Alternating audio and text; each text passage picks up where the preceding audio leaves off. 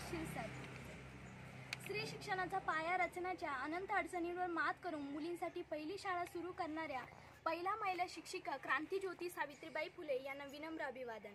आज 3 जानेवारी अर्थातच सावित्रीबाई फुले यांची जयंती। या निमित्ताने मी आपल्यासमोर एक कविता मांडू इच्छिते। प्रत्येक काम करतो आम्ही विवेकी, प्रत्येक काम करतो आम्ही विवेकी, कारण आम्ही आहोत सावित्रीच्या लेकी। तू शिकविले आम्हाला स्वाभिमानाने जगणे, तू शिकविले आम्हाला स्वाभिमानाने जगणे, स्वतः पाठी स्वतःच खंबीरपणे उभारणे, स्वतः पाठी स्वतःच खंबीरपणे उभारणे। शिक्षणाची लावली तू इवली इवली बी, शिक्षणाची लावली तू इवली इवली बी, झाला विशाल वटवृक्ष, मिळे थंडी ती सावली, मिळे थंडी ती सावली।